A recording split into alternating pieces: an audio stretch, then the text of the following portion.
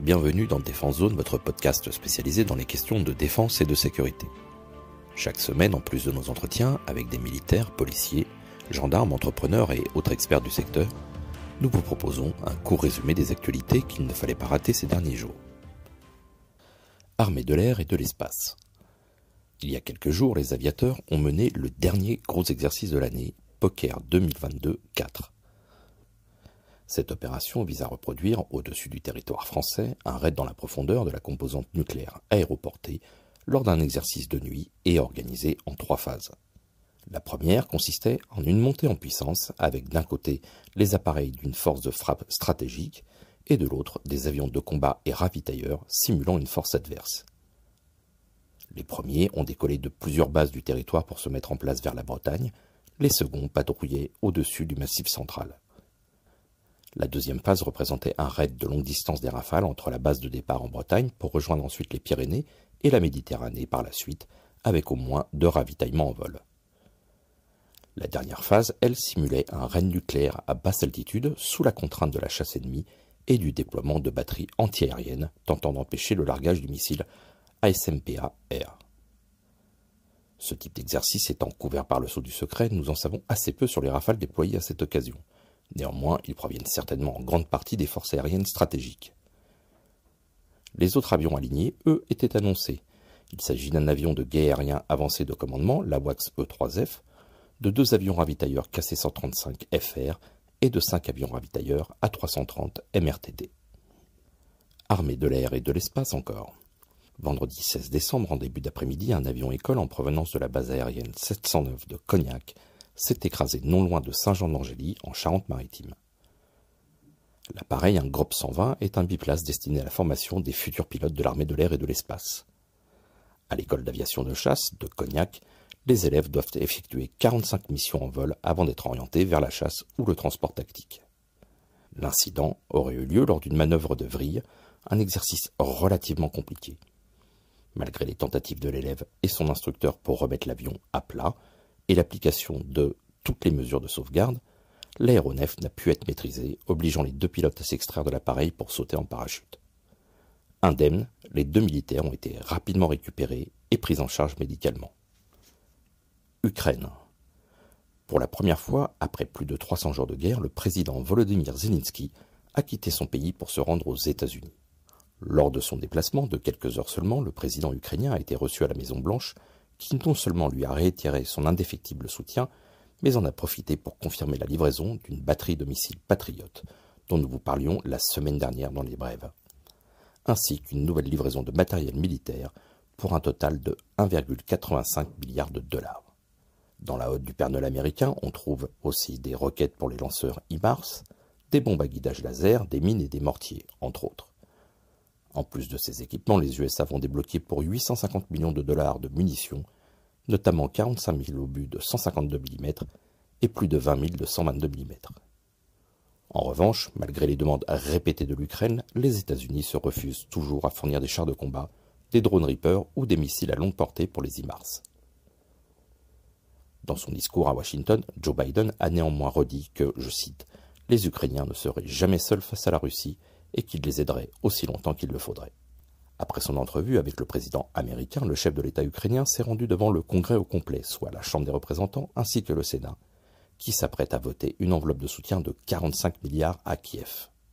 À cette occasion, le président Zelensky a remis au Congrès un drapeau signé par les combattants de la ville de Bakhmout, un des points de front les plus emblématiques du moment. Le lendemain de cette visite, le porte-parole du président russe, Dmitry Peskov, déclarait « Jusqu'à présent, nous pouvons constater avec regret que ni le président Biden ni le président Zelensky n'ont dit quoi que ce soit qui puisse être perçu comme une volonté potentielle d'écouter les préoccupations de la Russie. Il n'y a pas eu, lors de cette visite, de véritable appel à la paix. » Fin de citation. Japon. Le vendredi 16 décembre, le Japon a dévoilé une révision historique de sa politique de défense. En effet, jusqu'à maintenant, le pays du soleil levant était régi par une constitution pacifiste, entrée en vigueur 2 ans après la fin de la Deuxième Guerre mondiale. Si le pays n'était pas doté à proprement parler d'une armée, il possédait néanmoins des forces d'autodéfense et un budget en augmentation régulière, mais plafonné à 1% de son PIB. Dans cette nouvelle stratégie de sécurité globale, le Japon affirme vouloir désormais doubler son budget annuel pour la mener à 2% du PIB, ce qui représente un investissement de près de 300 milliards de dollars. Avec les nouvelles ambitions chinoises dans la région Asie-Pacifique, les récentes tensions à Taïwan, les missiles nord-coréens et l'invasion de l'Ukraine par les forces armées russes, le Japon a été obligé de revoir radicalement sa politique de défense. Si Tokyo affirme son attachement à une politique d'autodéfense, les autorités souhaitent désormais se doter d'une capacité de contre-attaque capable de frapper des cibles menaçant l'archipel depuis des pays voisins. Renforcer fondamentalement nos capacités de défense est le défi le plus urgent dans cet environnement sécuritaire difficile, a déclaré il y a quelques jours le Premier ministre Fumio Kishida. Ce renforcement sans précédent pourrait passer par l'acquisition de missiles de croisière Tomahawk ou à longue portée RIM 174.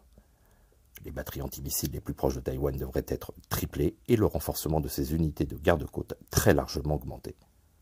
Il y a quelques jours, le Japon a aussi officialisé sa participation via Mitsubishi Heavy Industries au développement du Tempest, le futur avion de combat développé par le Royaume-Uni, l'Italie et la Suède. Il est crucial de défendre notre démocratie, notre économie et notre sécurité, et de protéger la stabilité régionale. Nous avons besoin de partenaires solides en matière de défense et de sécurité, étayés et renforcés par une force de dissuasion crédible, précisait un communiqué du gouvernement nippon. Suite à ces annonces, et sans grande surprise, le gouvernement chinois, par la voix du porte-parole des Affaires étrangères Wang Wenbin, a immédiatement réagi se disant fermement opposé à cette politique qui s'écarte de l'engagement du Japon en faveur de relations bilatérales et d'un consensus avec Pékin et qui contient des calomnies sans fondement contre la Chine. Fin de citation. Sécurité civile. C'est un peu Noël avant l'heure, du moins c'est ce qu'a laissé entendre un tweet de la sécurité civile après la livraison de 2 nouveaux dragons H-145. Les 2 appareils seront basés sur les plateformes de Grenoble et d'Annecy et assureront les détachements saisonniers à Chamonix et l'Alpe d'Huez. Les 2 premiers H-145 avaient déjà été livrés sur ces mêmes bases l'été dernier. Le H-145, bien que très ressemblant face à son petit frère, le C-145, est une version beaucoup plus performante puisque capable de voler plus loin, plus vite, en emportant plus de poids. Le nouveau Dragon dispose aussi d'un pilotage automatique 4 axes et d'une procédure d'approche par satellite. Avec ces 2 nouvelles livraisons, la sécurité civile aligne désormais 37 hélicoptères Dragon, dont 4 H-145, répartis sur l'ensemble du territoire français, en métropole et outre-mer. Noël.